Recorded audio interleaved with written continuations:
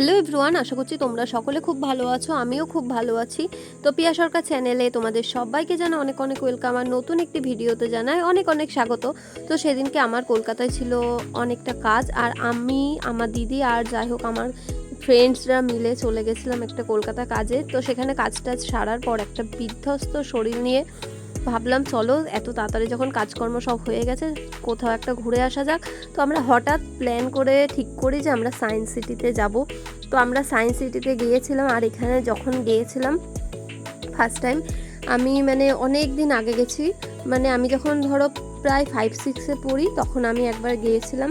আর এই আমার যাওয়া, আমি তো কলকাতায় খুব কমই যাওয়া হয়, তো গিয়েছিলাম যখন তখন ভাবলাম সময়টাকে একটু কাজে লাগানো যাক, এই আর কি।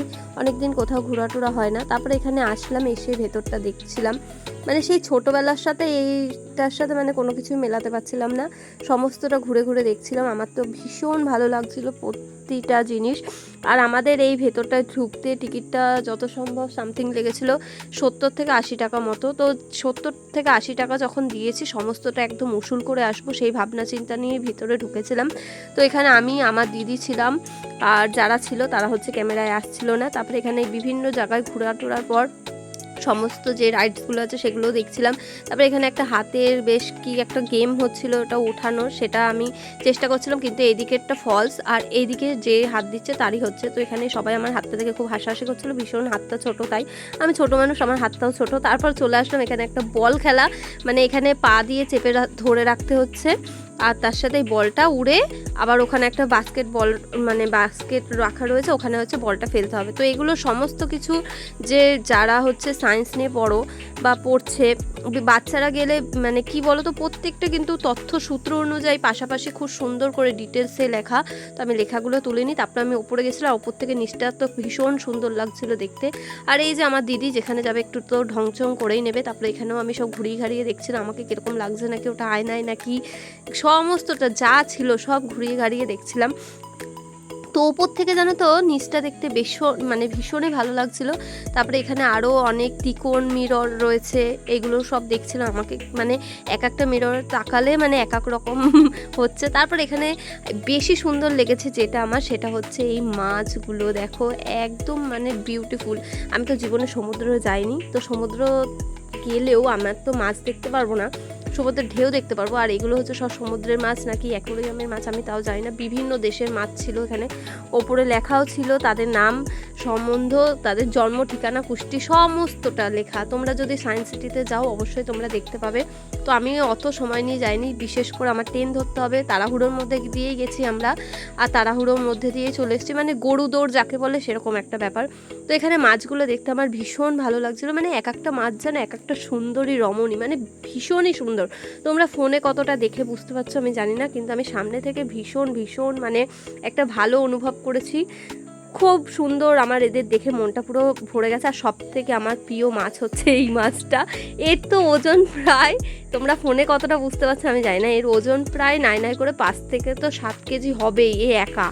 তো এর সাথে আর কেউ নেই, আমার ঠিক মনেও নেই। আর এই মাছটা সব থেকে বড়ো দেখেছিলাম। তারপরে আরও অনেক মাছ ছিল, এই যে এগুলো ছোটোর মধ্যে বেশি কিউট দেখতে, এটা কেমন একটা ভূতের মতো মাছ দেখতে।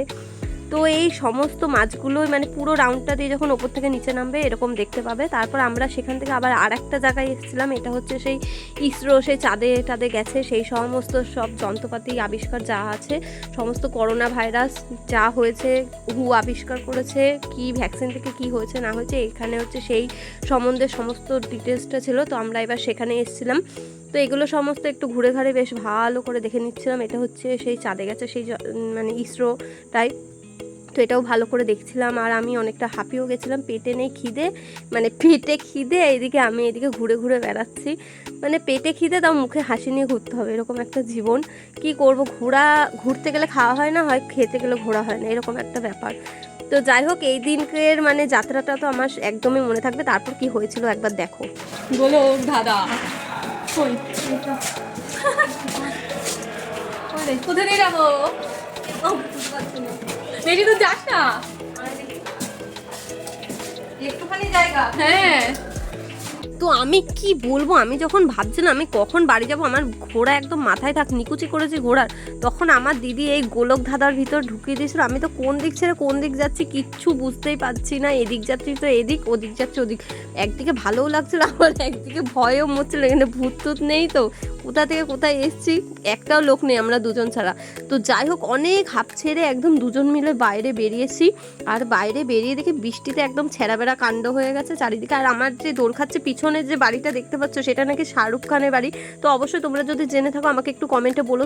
তো আমার সাথে আরও দুজন হনুমানও গেছিলো, তো তারা ক্যামেরায় আসেনি। আমরা বেশ ঘুরে টুরে অনেক হাঁপিয়ে হুপিয়ে এনার্জি লেস্ট করে আবার এনার্জি নিয়ে তৈরি করে একদম বাড়ি আসছিলাম। তো চলো ভিডিওটা বড় না করে আমি এখানে শেষ করছি। ভালো লাগলে অবশ্যই লাইক কমেন্ট শেয়ার করে দিও, আর তোমাদের সাথে দেখা হবে অন্য কোনো ভিডিওতে। টাটা।